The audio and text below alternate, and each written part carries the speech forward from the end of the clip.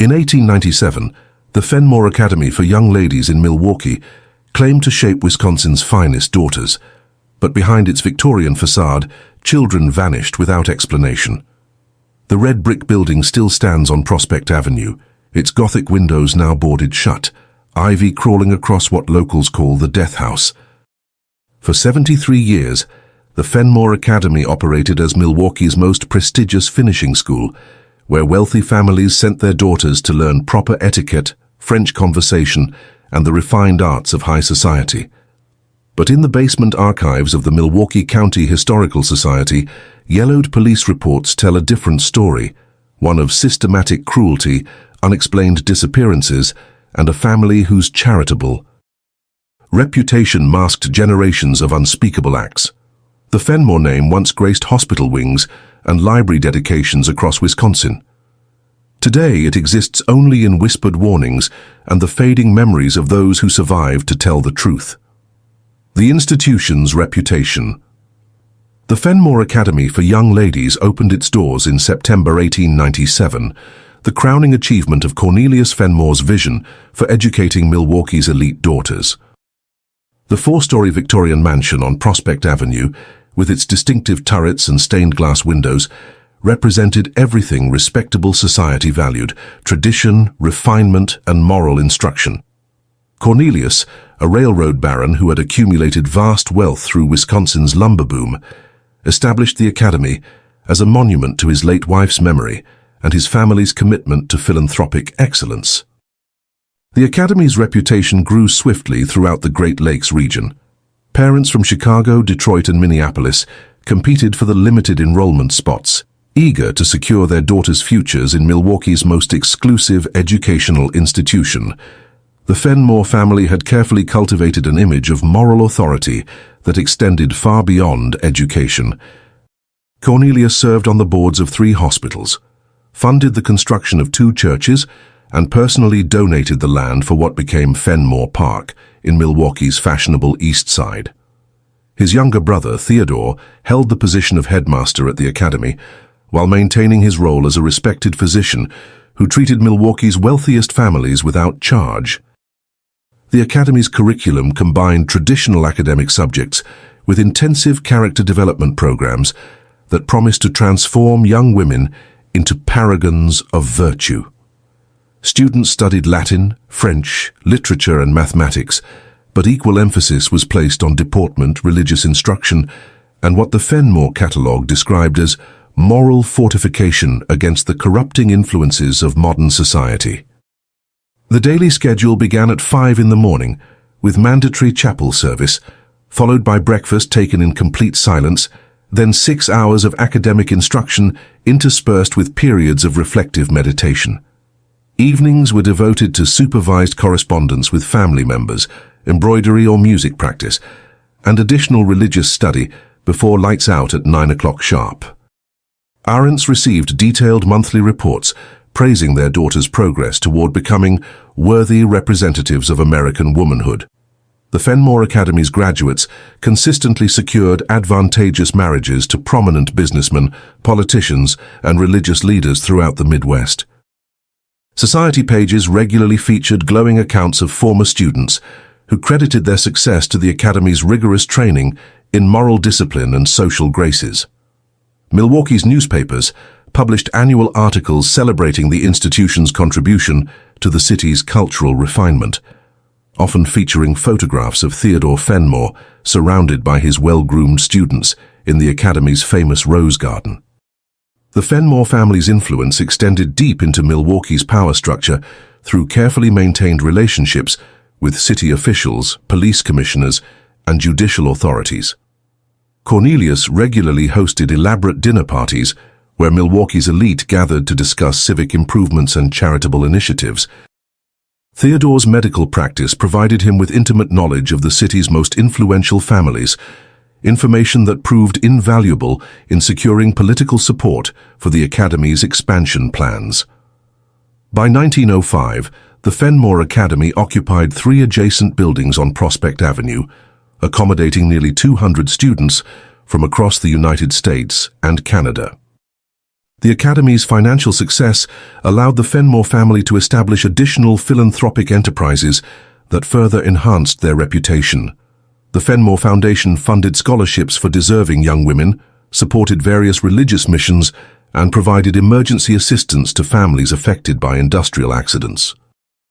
Theodore published several well-regarded articles in medical journals about the relationship between moral education and physical health, arguing that proper character development prevented numerous ailments that plagued modern society. His theories gained national attention, leading to speaking engagements at universities and medical conferences throughout the country.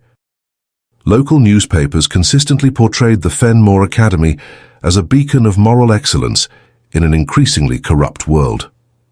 Editorial writers praised the institution's commitment to traditional values and its success in producing graduates who embodied the finest qualities of American womanhood. The Academy's annual commencement ceremonies drew hundreds of spectators who came to witness the impressive displays of academic achievement and moral development. Distinguished guest speakers, including governors, senators, and prominent religious leaders, regularly addressed the graduating classes while praising the Fenmore family's invaluable contribution to society's moral advancement. The Academy's reputation for strict discipline was considered one of its greatest strengths by parents seeking to protect their daughters from the perceived dangers of modern life. Students who struggled with homesickness or academic difficulties were enrolled in intensive remedial programs designed to strengthen their character through increased religious study and physical labor. The Fenmore family's approach to education emphasized that temporary discomfort was necessary for long-term moral development, a philosophy that resonated with parents concerned about their daughters' spiritual welfare. Letters from students consistently expressed gratitude for the Academy's firm guidance and the invaluable lessons learned through patient endurance of challenging circumstances.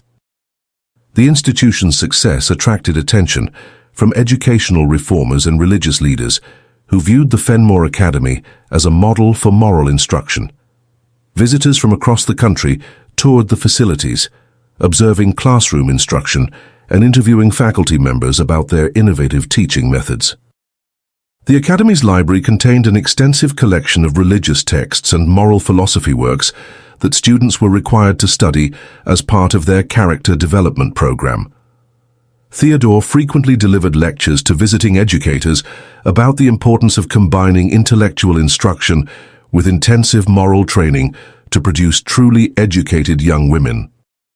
The Academy's physical plant reflected the Fenmore family's commitment to providing an environment conducive to moral development. The main building's Gothic architecture created an atmosphere of reverence and solemnity that reinforced the institution's serious purpose. Classrooms were deliberately austere, furnished with simple wooden desks and chairs that discouraged vanity and worldly distractions. The dormitory areas featured small, spartanly furnished rooms that emphasized the importance of spiritual reflection over material comfort. The Academy's chapel, located in the center of the main building, served as the focal point for daily worship and the site of special ceremonies, marking important moments in students' moral development. The Fenmore Academy's dining hall operated according to strict rules, designed to promote both physical health and spiritual discipline. Meals were served at precise times, with students required to maintain perfect silence during eating to facilitate meditation on spiritual matters. The Academy's kitchen staff, carefully selected for their moral character and supervised by Theodore personally, prepared simple but nutritious meals that avoided the excessive flavors and rich foods that the Fenmore philosophy associated with moral corruption. Students were taught to eat only what was necessary for physical sustenance, viewing gluttony as a sign of spiritual weakness that required immediate correction. The Academy's grounds were meticulously maintained to create an environment of ordered beauty that reflected the moral principles taught within the institution. The famous Rose Garden, where Theodore often posed for photographs with his students, was laid out in geometric patterns that symbolized the harmony achieved through proper moral discipline. Walking paths throughout the grounds were designed to encourage contemplation and self-reflection, with strategically placed benches where students could sit quietly and consider their spiritual progress. The academy's high walls, originally constructed to protect students from the corrupting influences of city life, also served to prevent casual observation of the institution's daily operations. The Fenmore family's connections to Milwaukee's business community provided crucial support for the academy's expansion and enhanced its reputation among potential students' families. Cornelius's partnerships with other wealthy industrialists created a network of influential supporters who regularly recommended the academy to their friends and business associates. Theodore's medical practice brought him into contact with Milwaukee's most prominent families, many of whom became substantial donors to the academy's endowment fund. The family's charitable activities throughout Milwaukee created a sense of civic obligation that made criticism of the academy appear ungrateful and socially inappropriate. The academy's faculty was carefully selected for their moral character and absolute loyalty to the Fenmore family's educational philosophy. Theodore personally interviewed each prospective teacher, conducting intensive background investigations that often revealed personal vulnerabilities that could be exploited to ensure compliance with the academy's methods. Teachers were required to sign comprehensive contracts that bound them to absolute secrecy about the institution's internal operations, with severe financial penalties for any breach of confidentiality. The faculty lived on the academy grounds in supervised quarters, creating a closed community that reinforced the institution's isolation from outside scrutiny. The academy's academic program was designed to produce graduates who would serve as living advertisements for the institution's effectiveness. Students underwent intensive training in social graces, learning to speak and move with the refined elegance that marked them as products of superior education. The curriculum included extensive instruction in the domestic arts, with students required to demonstrate mastery of cooking, sewing, and household management before graduation. Language instruction emphasized proper pronunciation and vocabulary that would identify graduates as members of educated society, while mathematics and science courses were taught with constant reference to their moral implications and practical applications in managing Christian households. The Fenmore Academy's success in placing graduates in advantageous marriages became one of its most powerful marketing tools. Theodore maintained detailed records of each graduate's subsequent achievements, regularly publishing updates in the Academy's promotional materials that demonstrated the long-term benefits of the institution's training. Alumni were encouraged to send their own daughters to the Academy, creating a multi-generational network of support that provided both financial backing and social credibility. The Academy's graduates often served as informal recruiters, sharing glowing testimonials about their educational experiences during social gatherings throughout the Midwest. Religious instruction at the Academy went far beyond conventional denominational teaching to encompass what Theodore called practical Christianity that emphasized submission to authority and acceptance of suffering as spiritually beneficial. Students attended multiple chapel services daily, with additional prayer sessions scheduled throughout the week to reinforce their spiritual development. The Academy's religious program included intensive study of selected biblical passages that emphasized obedience, humility, and the dangers of pride and independence. Students were required to maintain personal spiritual journals that documented their progress in overcoming sinful tendencies and achieving proper Christian submission. The Academy's disciplinary system was presented to parents as necessary for developing the strength of character required for successful Christian womanhood. Minor infractions of rules resulted in additional prayer sessions and religious study, while more serious violations led to temporary isolation that allowed students to reflect on their spiritual failings without the distraction of social interaction. The Academy's approach to discipline emphasized that temporary discomfort was a small price to pay for eternal spiritual benefits, a philosophy that resonated with parents who had experienced similar training in their own upbringing. Students who struggled with the Academy's requirements were provided with additional support through intensive counseling sessions designed to help them overcome their resistance to proper moral development. By 1915, the Fenmore Academy had established itself as the premier educational institution for young women in the Great Lakes region. The family's reputation for moral leadership extended beyond Milwaukee's borders, with Theodore serving as an advisor to similar institutions in other states. The Academy's graduates formed an influential network of alumni who actively promoted the institution's reputation through their own social and charitable activities. The Fenmore name had become synonymous with educational excellence and moral authority, a legacy that would protect the family's darkest secrets for decades to come. The institution's success created a self-reinforcing cycle of prestige and influence that made any criticism appear not only ungrateful, but potentially damaging to the critic's own social standing. Ignored signs. The first documented concerns about the Fenmore Academy emerged in 1902, when Margaret Wells, a prominent Chicago socialite, arrived unexpectedly to collect her daughter following reports of the girl's serious illness.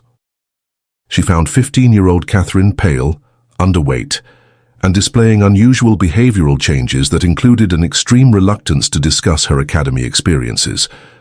Margaret's private letters to her sister, discovered years later among family papers, described Catherine's condition as deeply troubling, and noted several unexplained injuries that Theodore Fenmore attributed to clumsiness during physical exercise periods.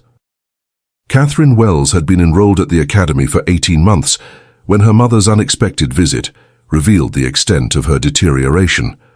The girl who had arrived as a spirited, confident young woman had transformed into a withdrawn, fearful shadow, who flinched at sudden movements and spoke in barely audible whispers.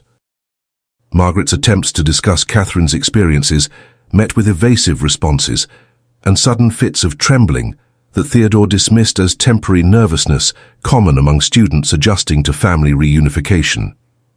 However, Margaret's journal entries recorded Catherine's nighttime screams, her refusal to eat meals without explicit permission, and her compulsive behavior of repeatedly checking locks on doors and windows. The Wells family's concerns were diplomatically deflected by Theodore Fenmore's professional reputation and his detailed explanations about the intensive moral rehabilitation program designed for students who struggled with pride and disobedience.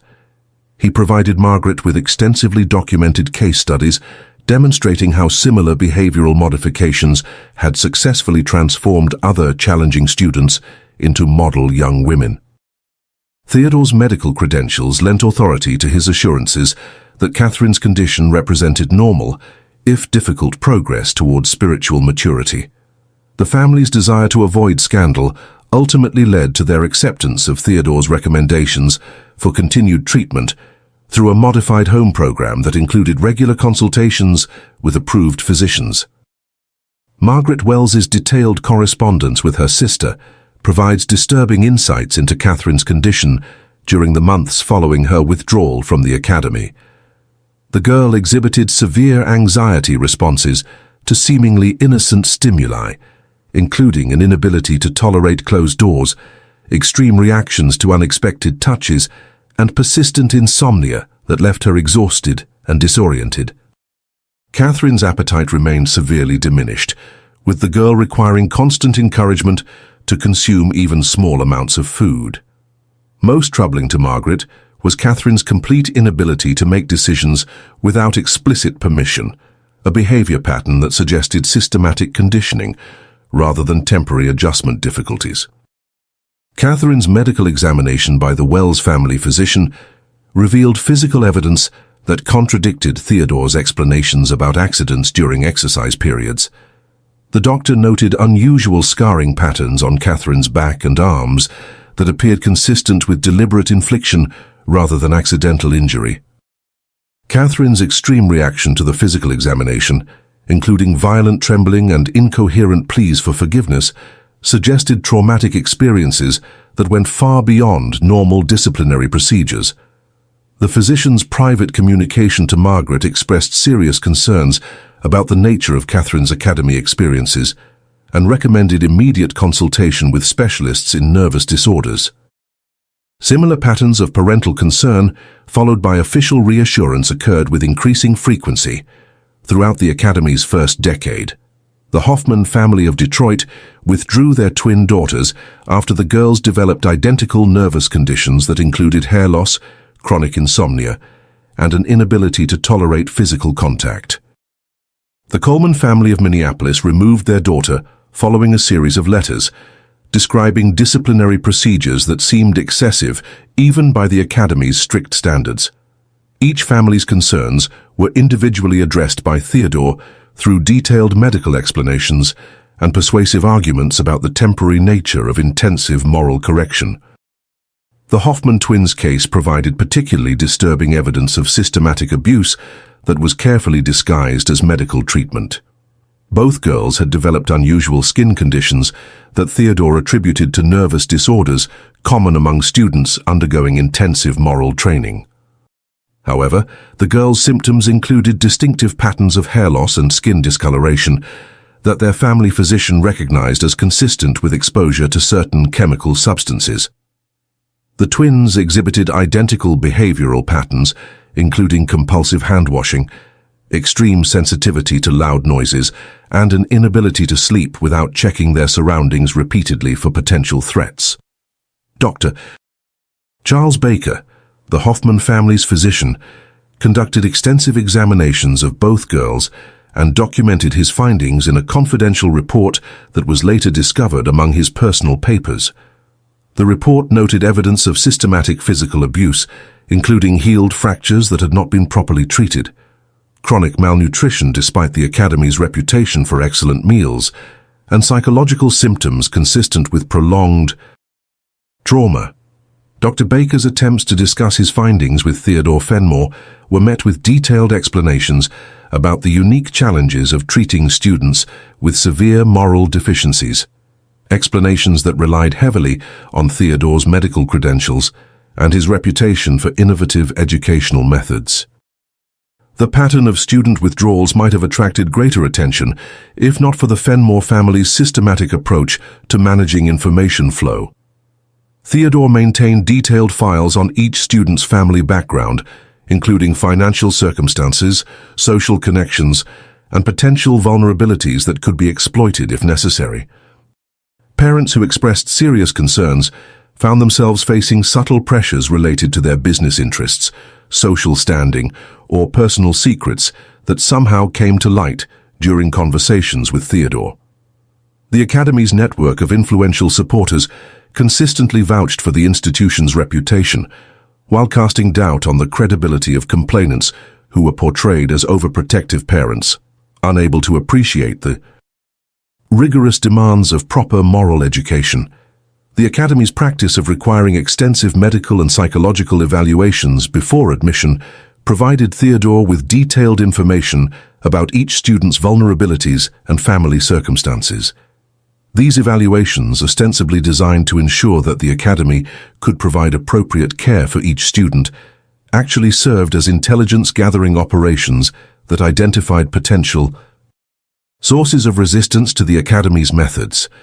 Students whose families had limited social connections or financial resources were more likely to be selected for Theodore's intensive programs, as their disappearance or behavioral changes would attract less attention from influential members of society.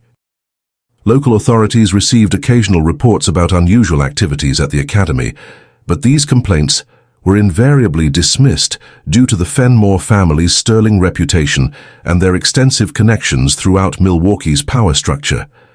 Police Commissioner Albert Fisher, a frequent guest at Cornelius Fenmore's dinner parties, personally handled any inquiries about the Academy by conducting brief, superficial investigations that invariably concluded with glowing reports about the institution's exemplary operations. The few officers who attempted more thorough investigations found themselves reassigned to less desirable positions or facing disciplinary actions for unrelated infractions that suddenly came to light. Officer William Harris, who had served on the Milwaukee police force for 12 years, attempted to investigate reports of unusual activities at the Academy in 1906 following complaints from several families about their daughters' conditions. Harris's investigation notes, discovered years later among his personal effects, documented his attempts to interview academy staff and examine the institution's facilities. However, Harris found himself unable to gain access to key areas of the academy, with Theodore citing medical privacy concerns and the need to protect students from unnecessary disruption. Harris's investigation was terminated after Police Commissioner Fisher received a formal complaint about the officer's allegedly inappropriate conduct during interviews with academy staff. The academy's physical isolation contributed to the difficulty of documenting concerning incidents. The three-building complex was surrounded by high walls and carefully maintained gardens that prevented casual observation of daily activities. Students were prohibited from maintaining correspondence with anyone outside their immediate families, and all letters were subject to review by academy administrators before being sent or received. Visitors were restricted to scheduled appointment times and were accompanied by faculty members during all interactions with students. The Academy's comprehensive rules regarding student behavior created an environment where unusual incidents could be easily dismissed as normal disciplinary procedures. The Academy's mail censorship system was particularly effective at preventing information about institutional abuse from reaching the outside world. All incoming and outgoing correspondence passed through Theodore's office, where letters were carefully reviewed for content that might threaten the Academy's reputation. Students were taught that family correspondence should focus on positive aspects of their educational experience, with complaints or requests for help characterized as signs of spiritual weakness that required additional moral correction. Parents who received concerning letters from their daughters often found that subsequent correspondence contradicted the earlier complaints, creating confusion about the accuracy of their daughters' reports. Staff members who expressed concerns about academy practices faced immediate termination and found themselves unable to secure employment elsewhere in Milwaukee's tight-knit educational community. The few former employees who attempted to discuss their experiences with local authorities were discredited through whisper campaigns that questioned their moral character and professional competence. Theodore's extensive network of contacts in the medical and educational communities provided him with detailed information about potential troublemakers, allowing him to take preemptive action against anyone who might threaten the Academy's reputation.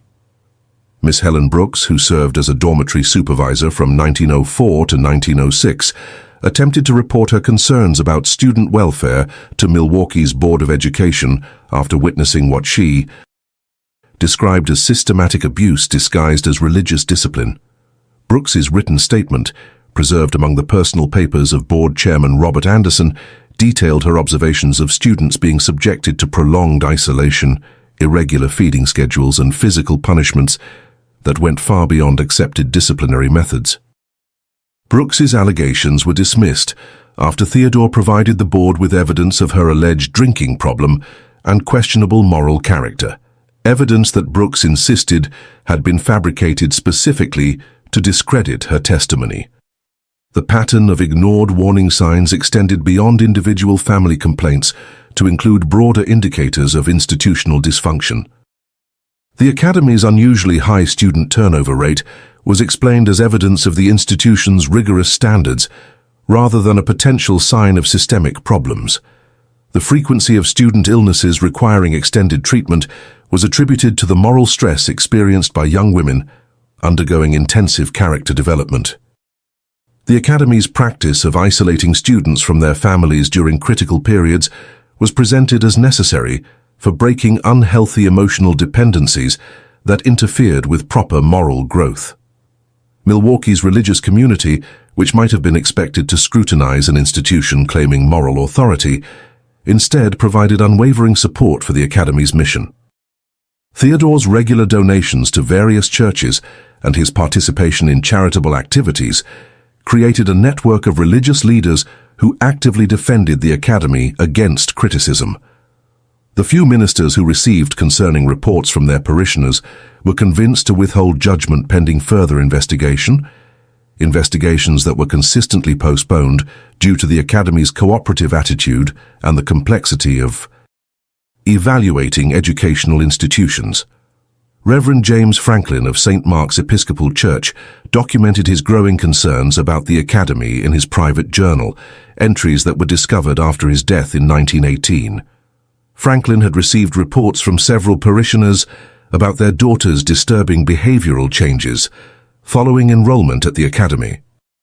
His journal entries describe meetings with Theodore Fenmore, during which the academy's headmaster provided detailed explanations about the challenges of moral education and the temporary nature of the difficulties experienced by some students.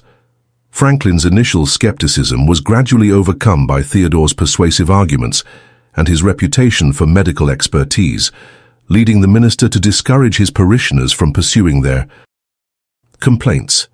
The accumulation of ignored signs created a pattern of institutional protection that enabled the Fenmore family to operate with impunity for decades. Each individual complaint was treated as an isolated incident rather than part of a broader pattern of abuse. The family's reputation for moral leadership provided them with the benefit of doubt in every situation, while their extensive network of influential supporters actively worked to suppress any information that might threaten the Academy's standing. By 1920, the Fenmore Academy had perfected a system of institutional protection that would shield their darkest secrets from public scrutiny for another 50 years. The systematic nature of the cover-up extended to the medical community, where Theodore's reputation as an innovative physician provided additional credibility for his explanations of student behavioral problems.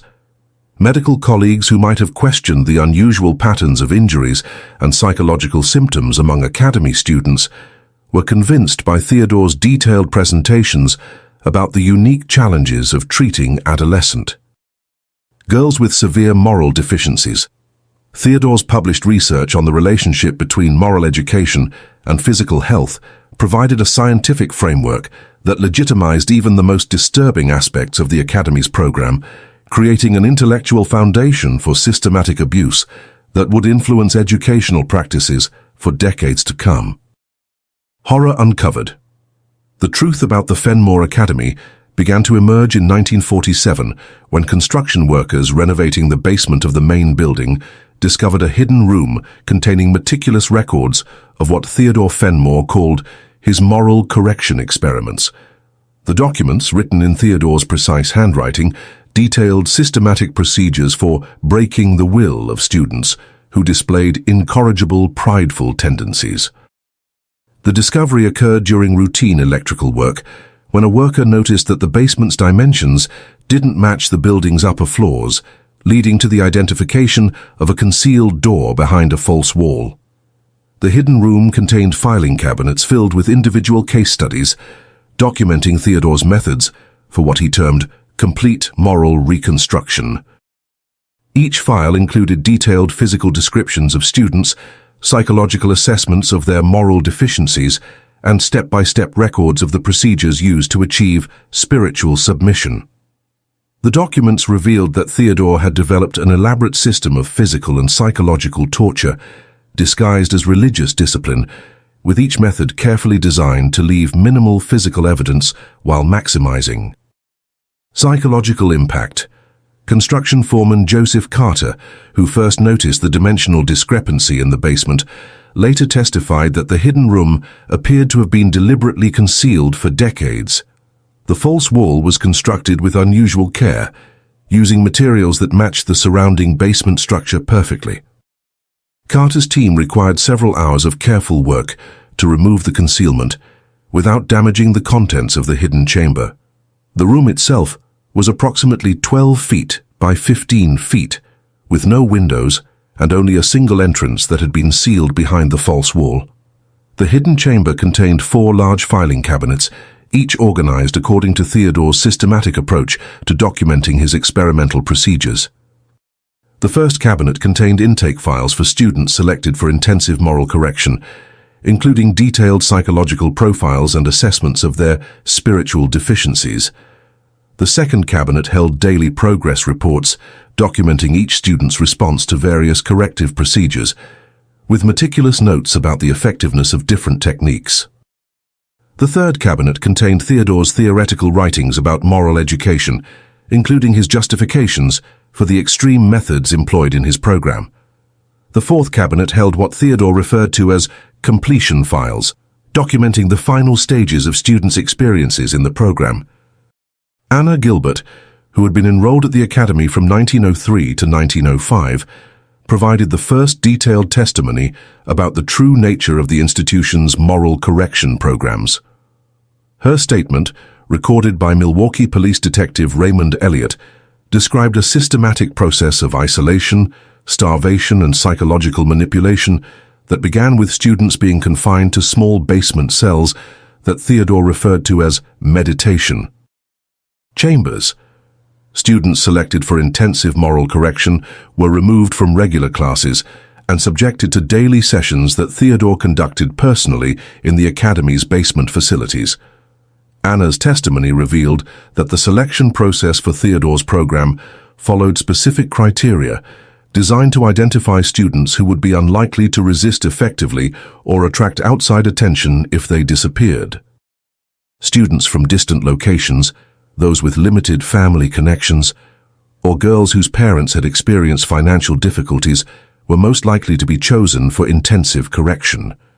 Anna described how Theodore would personally evaluate potential candidates during regular medical examinations, looking for signs of what he called spiritual rebellion that required immediate intervention.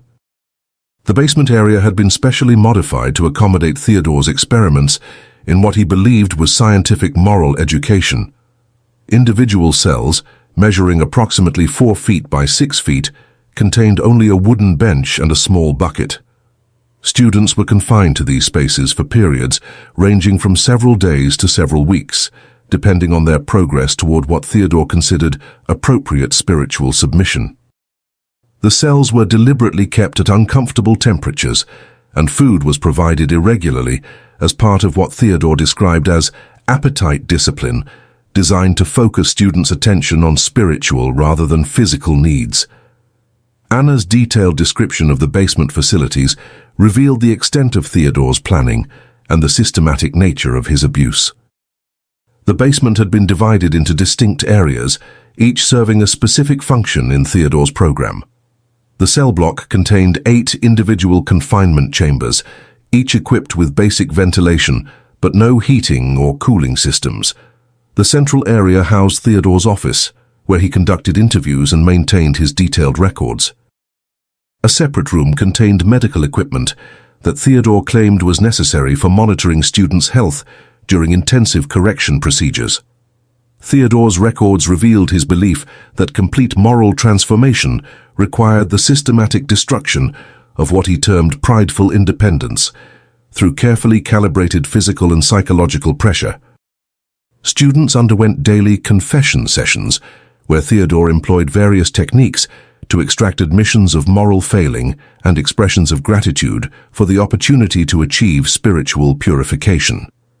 The sessions were conducted in a specially equipped room that Theodore had soundproofed to prevent disturbance of regular academy activities.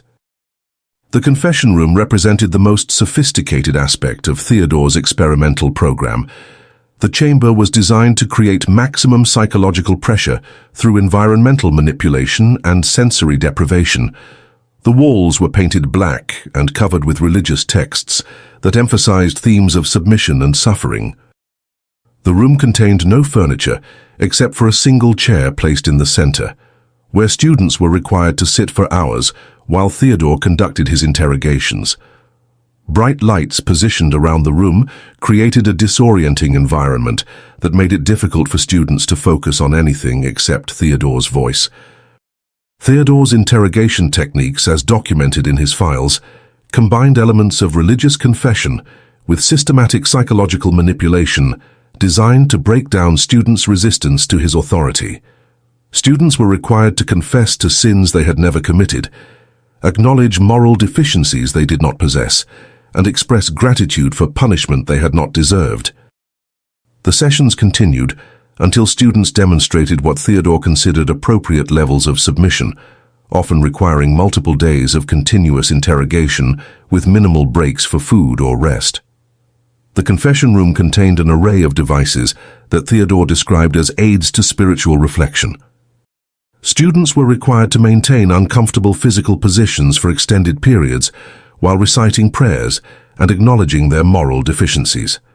Theodore's notes indicated that he viewed physical discomfort as essential for overcoming what he considered the natural human tendency toward spiritual laziness. The room's equipment included restraints designed to prevent students from changing position during lengthy prayer sessions, ensuring that they experienced the full benefit of what Theodore called physical prayer discipline. Marie Douglas, who survived the Academy's program from 1908 to 1910, provided testimony about Theodore's practice of conducting medical examinations that served no legitimate medical purpose. These examinations, performed in the basement's medical facility, were designed to humiliate students and reinforce their complete dependence on Theodore's authority. Marie's statement described how Theodore used these sessions to establish his absolute control over students' bodies and minds, convincing them that their survival depended on complete submission to his will. The medical facility represented perhaps the most disturbing aspect of Theodore's program, as it combined the appearance of legitimate medical care with systematic abuse disguised as treatment. The room contained standard medical equipment, including an examination table, surgical instruments, and various monitoring devices. However, Theodore's records revealed that these tools were used primarily for intimidation and control, rather than genuine medical care. Students were subjected to unnecessary and invasive procedures designed to reinforce their powerlessness and dependence on Theodore's mercy. Marie's testimony provided graphic details about the medical procedures that Theodore conducted under the guise of monitoring students' health during intensive moral correction. These procedures included injections of substances that Theodore claimed were necessary for spiritual purification, but that actually served to disorient and weaken his victims. Students were subjected to painful examinations that served no medical purpose, except to demonstrate Theodore's complete control over their bodies. The medical facility's soundproofing ensured that students' reactions to these procedures wouldn't disturb the Academy's normal operations. The medical facility contained equipment that Theodore claimed was necessary for monitoring students' health during intensive moral correction, but the devices were actually designed to inflict precise amounts of pain while leaving minimal physical evidence. Theodore's records indicated that he viewed pain as a necessary component of moral education, believing that physical suffering purified the soul and made students more receptive to spiritual instruction. The facility included restraints and monitoring equipment that allowed Theodore to carefully control the duration and intensity of students' suffering while maintaining detailed records of their responses. Theodore's systematic approach to documentation revealed the extent of his conviction that he was conducting legitimate scientific research in moral education. His files contained detailed measurements of students' physical and psychological responses to various procedures, along with his theories about the relationship between suffering and spiritual development.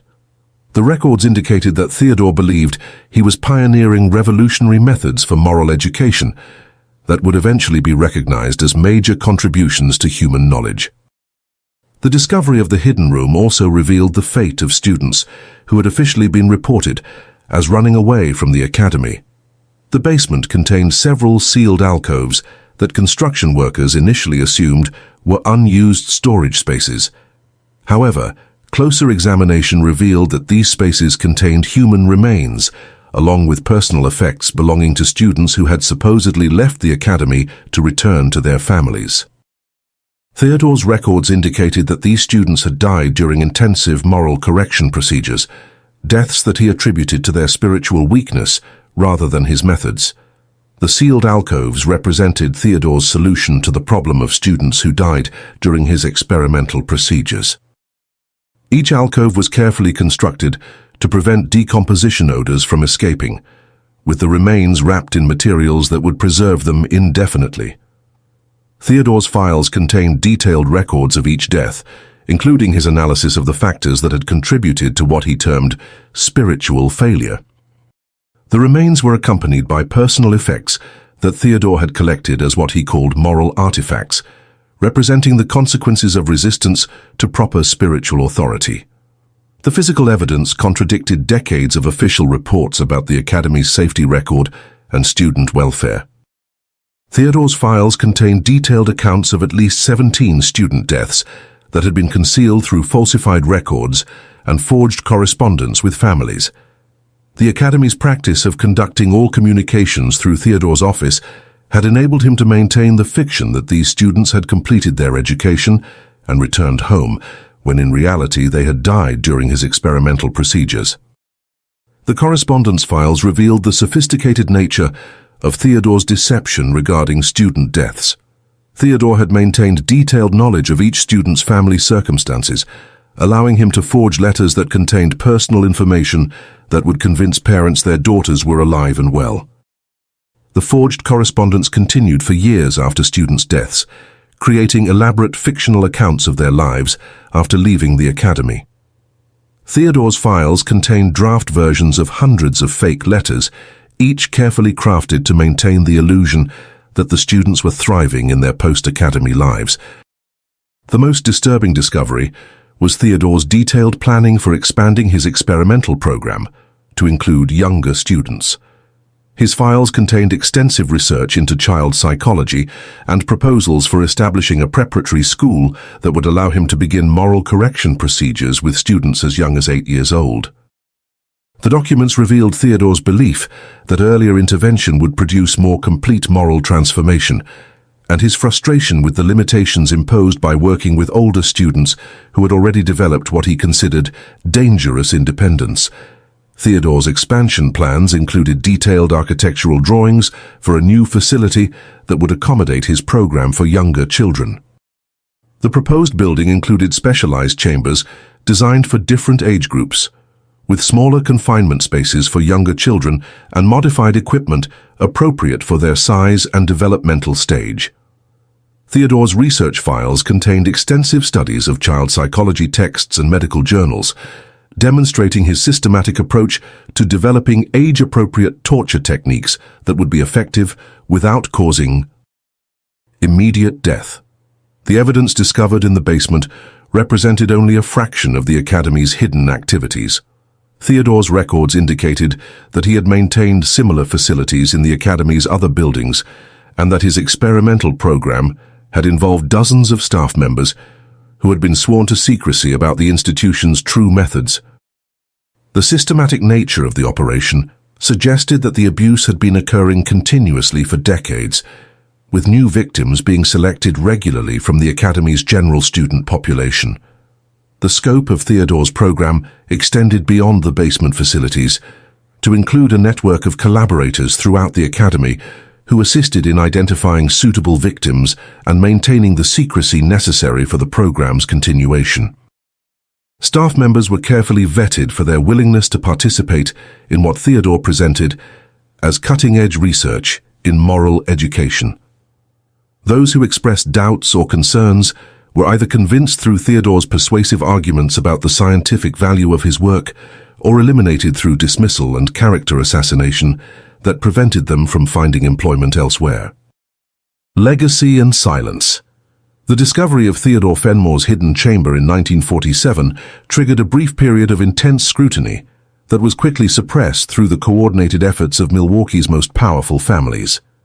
Within days of the initial police investigation, Detective Raymond Elliott found himself reassigned to a rural district, while the case files were transferred to a special committee headed by Police Commissioner Harold Price, a longtime recipient of Fenmore family charitable contributions.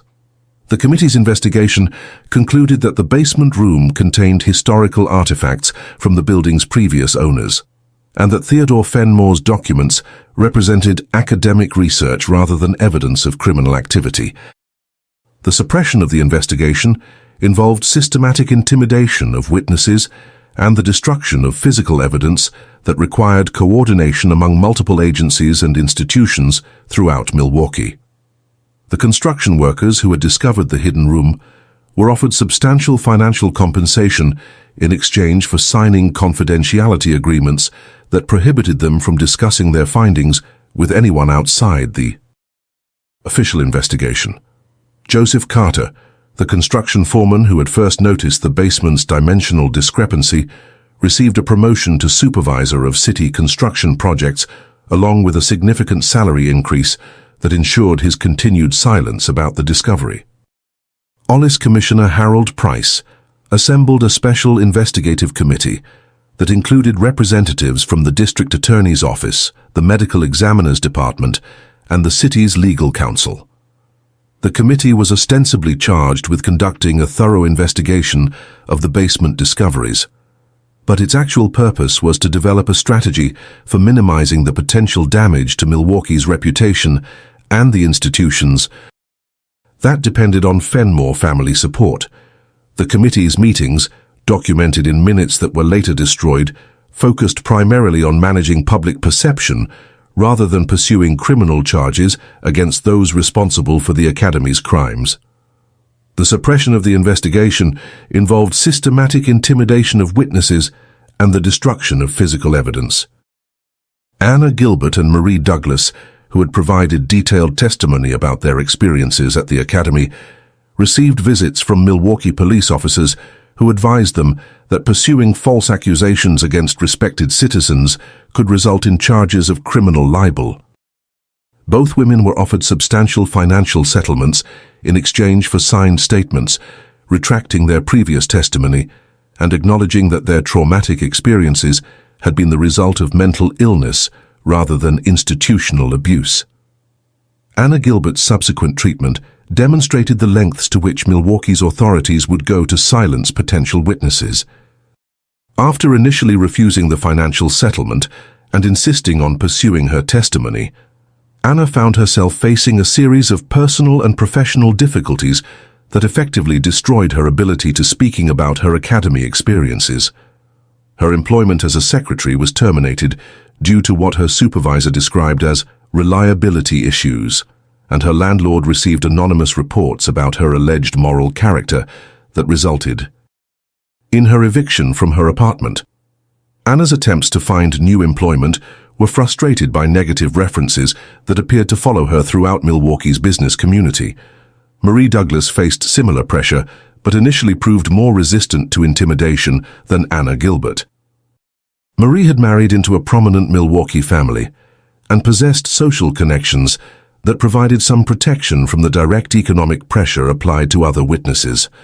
However, Marie's husband received visits from business associates who expressed concerns about his wife's emotional stability and suggested that her public statements about the Academy might reflect underlying mental health problems that required professional treatment.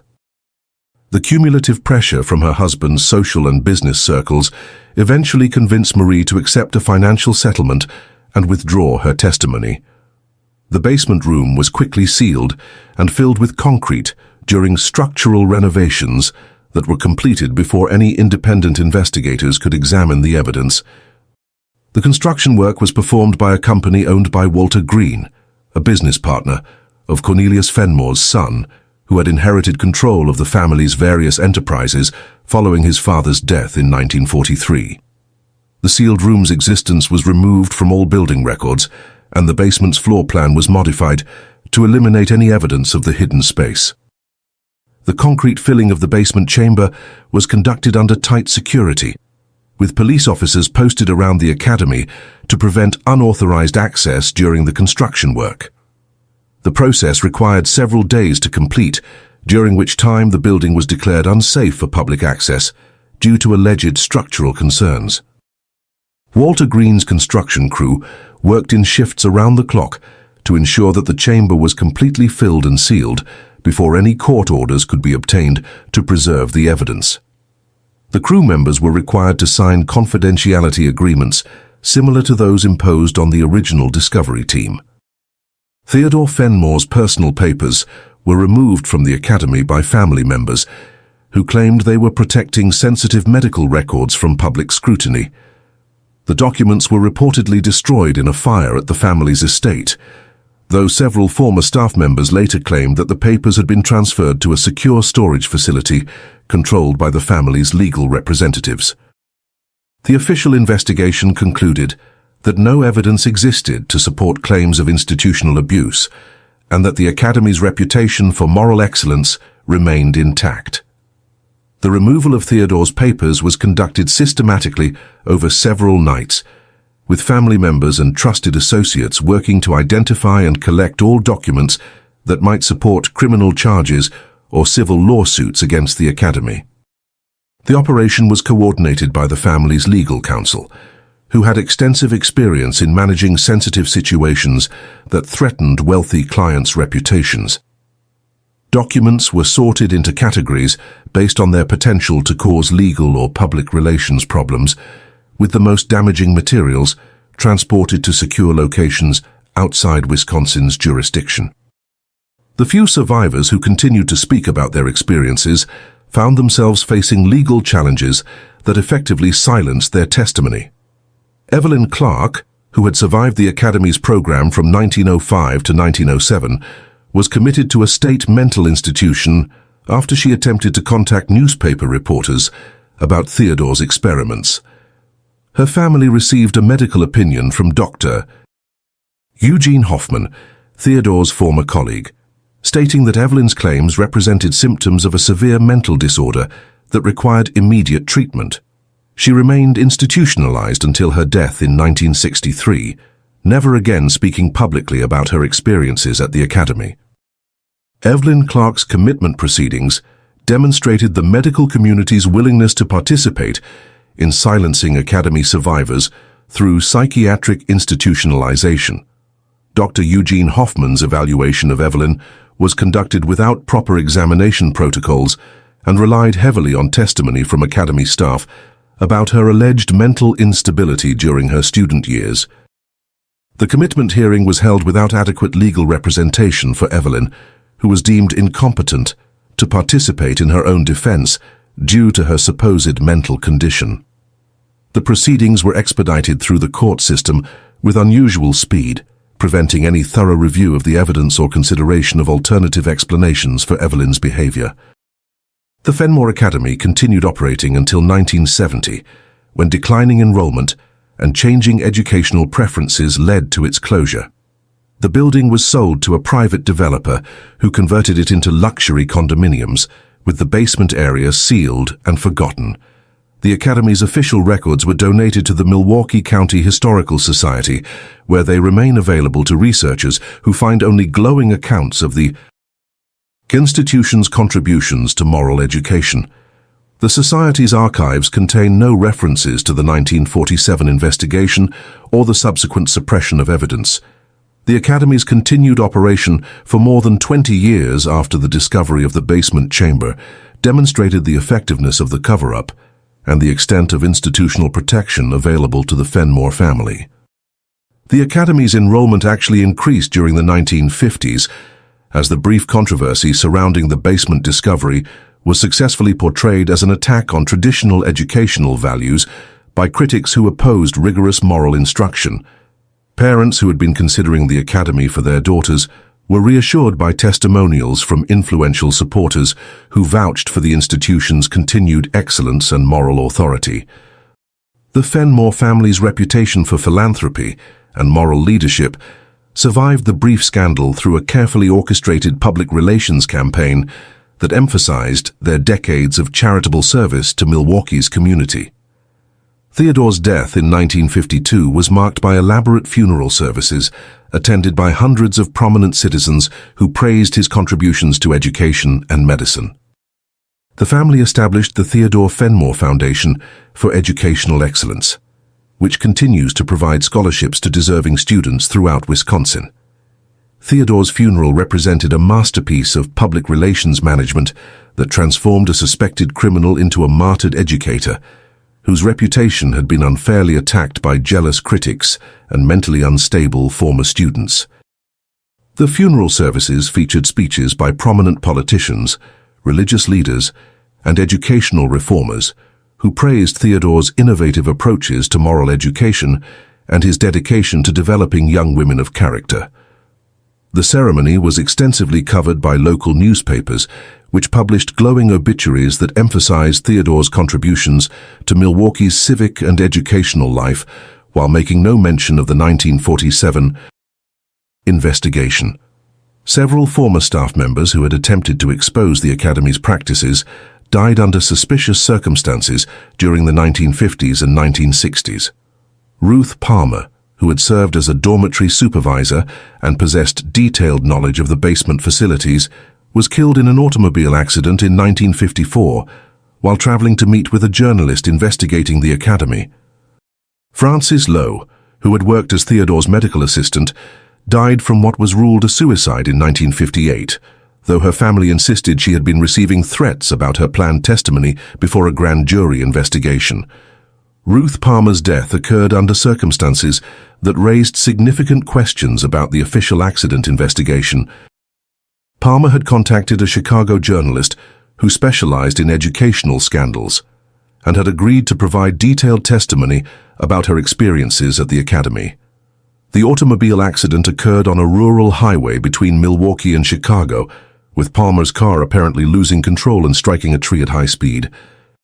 The investigating officers noted unusual damage patterns that seemed inconsistent with a simple loss of control, but their report concluded that the accident was caused by Palmer's inexperience with high-speed driving on unfamiliar roads. Frances Lowe's apparent suicide followed a pattern of escalating pressure that began when she attempted to contact federal authorities about potential violations of civil rights laws at the academy. Lowe had worked closely with Theodore during the most intensive periods of his experimental program and possessed detailed knowledge of the medical procedures used to torture students. Her death occurred just days before she was scheduled to testify before a federal grand jury that was investigating complaints about the academy's treatment of students from other states. The suicide note found at the scene contained language that seemed inconsistent with Lowe's known writing style and personality, but the investigation was closed without further inquiry. The Milwaukee police files related to the academy investigation were destroyed in a fire at the department's records facility in 1962, eliminating any official documentation of the 1947 discoveries. The fire was attributed to an electrical malfunction, though several retired officers later claimed that the records had been deliberately destroyed to prevent future investigations. The few surviving police reports contain no references to the basement room or Theodore's experimental procedures, suggesting that the files had been altered before their destruction. The records facility fire occurred during a weekend when the building was normally unoccupied, with the blaze apparently starting in the basement storage area where sensitive case files were maintained. Fire department investigators noted that the fire had burned with unusual intensity in the specific areas where the academy-related documents were stored, while leaving other sections of the building relatively undamaged. The fire's pattern suggested the use of accelerants, but the investigation concluded that electrical problems in the aging building's wiring system had caused the blaze. Several retired police officers later reported that they had been instructed to remove certain files from the evidence room prior to the fire, though these claims were never officially investigated.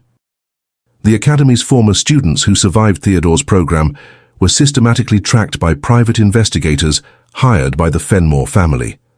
Those who attempted to speak publicly about their experiences faced various forms of harassment, including employment difficulties, financial pressure, and threats against their families.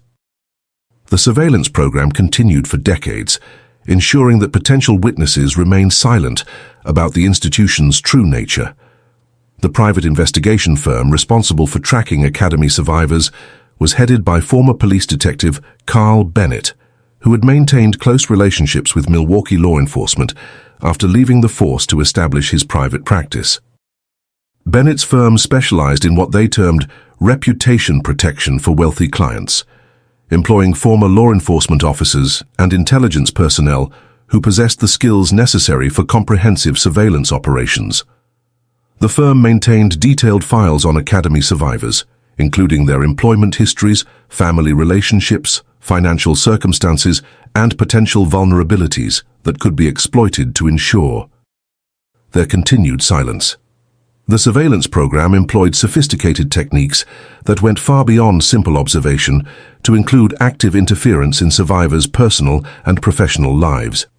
Survivors who showed signs of attempting to discuss their academy experiences found themselves facing unexpected difficulties that seemed designed to discourage further public statements.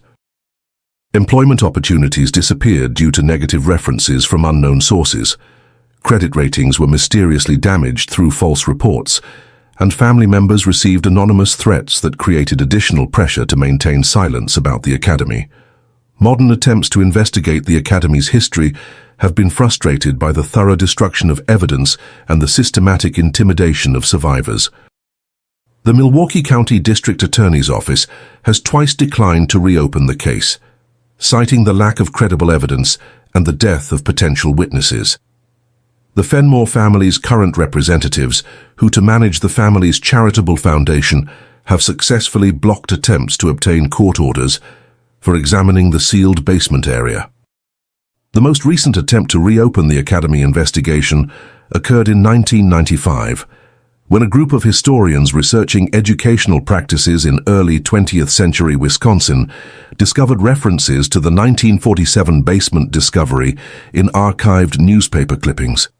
The historians' request for access to police files and court records was denied due to what officials described as the sensitive nature of the allegations and the potential for damaging the reputations of innocent parties.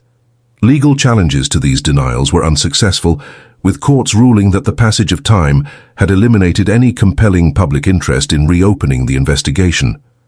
The Academy's building still stands on Prospect Avenue, its basement forever sealed beneath tons of concrete. The luxury condominiums that now occupy the upper floors house Milwaukee's wealthy residents, most of whom remain unaware of the building's horrific history. The few residents who have learned about the 1947 investigation report strange sounds from the basement area, though building management attributes these disturbances to settling foundation and aging infrastructure. The condominium conversion project in the early 1970s was carefully managed to ensure that no evidence of the building's past would be discovered during renovation work. The developers were provided with modified architectural plans that showed the basement as a solid foundation without any chambers or unusual features. Construction workers were instructed to avoid any excavation work in the basement area, with the sealed chambers location carefully concealed beneath decorative elements and mechanical systems that discouraged investigation. The building's current owners remain unaware of the human remains and evidence buried beneath their homes. Several condominium residents have reported unusual phenomena that suggest the building's dark history continues to exert influence on current occupants. These reports include unexplained sounds emanating from areas near the sealed basement chamber, particularly during nighttime hours when the building is otherwise quiet. Residents have described hearing what sounds like muffled voices or crying, though building engineers have been unable to identify any mechanical systems that might account for these disturbances. The building's management company has consistently attributed these reports to normal settling sounds in an aging structure, though the frequency and specificity of the reports suggest more disturbing explanations. The Fenmore family's legacy of philanthropy continues to shield their name from serious scrutiny, with hospitals, schools, and libraries throughout Wisconsin bearing their name. The Theodore Fenmore Foundation maintains its reputation for educational excellence, providing scholarships to hundreds of students who remain ignorant of the dark history behind their benefactors' wealth. The family's charitable activities ensure that any attempts to investigate their past are met with fierce resistance from institutions that depend on their continued generosity. The Foundation's current board of directors includes prominent Milwaukee citizens who have no knowledge of Theodore's crimes, but who serve as unwitting protectors of the family's reputation through their association with the organization's charitable activities. The Foundation's scholarship program has provided educational opportunities to thousands of deserving students over the decades, creating a network of grateful recipients who view any criticism of the Fenmore name as a tax on an institution that has improved their lives. This network of supporters provides an additional layer of protection against attempts to expose the family's criminal history. The Foundation's annual fundraising events to attract Milwaukee's social and business elite, who gather to celebrate what they believe is a legacy of educational philanthropy and moral leadership. These events feature speeches by prominent educators and civic leaders who praise the Fenmore family's contributions to Wisconsin's educational system, while remaining ignorant of the true source of the family's wealth and influence. The Foundation's continued success in attracting support from respectable institutions and individuals demonstrates the effectiveness of the systematic cover-up that has protected the family's reputation for more than 75 years. The truth about the Fenmore Academy remains buried beneath layers of official denial, destroyed evidence, and the systematic silencing of witnesses. The few surviving documents hint at a scope of institutional abuse that extended far beyond the discoveries of 1947, suggesting that Theodore's experimental program may have influenced similar institutions throughout the region. The Academy's true legacy lies not in the moral education it claimed to provide, but in the demonstration of how wealth, influence, and institutional authority can protect even the most horrific crimes from public. Accountability. The broader implications of the Fenmore case extend beyond the specific crimes committed at the Academy to reveal the systemic vulnerabilities that allow institutional abuse to flourish unchecked. The Academy's ability to operate for decades while committing systematic crimes against vulnerable victims demonstrates the effectiveness of combining charitable reputation with political influence and economic power. The successful cover-up of the Academy's crimes provides a blueprint for institutional protection that continues to shield similar organizations from accountability for their actions. The Fenmore Academy case represents one of the most thoroughly documented examples of institutional child abuse in American history, yet it remains largely unknown to the general public due to the systematic suppression of evidence and witness testimony. The case files that survived destruction contain detailed documentation of crimes that would have resulted in multiple life sentences if prosecuted, but the perpetrators died peacefully in their beds, while their victims were silenced through intimidation, institutionalization, and death. The Academy's legacy serves as a warning about the dangers of unchecked institutional authority and the ease with which charitable reputation can be used to conceal systematic criminal activity. The psychological impact of the Academy's crimes extended far beyond the immediate victims to affect families, communities, and institutions throughout the region for generations. The systematic destruction of evidence and intimidation of witnesses created a culture of silence that prevented proper healing and accountability, while the continued glorification of the Fenmore name through charitable activities represents an ongoing insult to the memory of those who suffered and died at the Academy.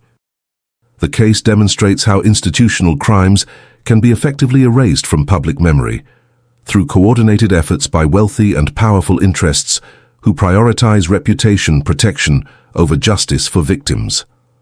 The modern implications of the Fenmore case are particularly relevant in an era of increased awareness about institutional abuse and the systematic protection of perpetrators by wealthy and powerful organizations. The techniques used to suppress investigation of the Academy's crimes, including witness intimidation, evidence destruction, media manipulation, and the exploitation of charitable reputation, remain common methods for protecting institutions and individuals from accountability for criminal behavior. The Academy's legacy serves as a reminder that the passage of time and the death of immediate perpetrators do not eliminate the need for justice and accountability for institutional crimes. If this story impacted you, if you stayed until the end, it's because you feel these hidden truths also need to be exposed, so leave in the comments the city you're watching from. This way we can see how far these stories are reaching. And subscribe to the channel. There are many other cases the world tried to forget, but we insist on remembering.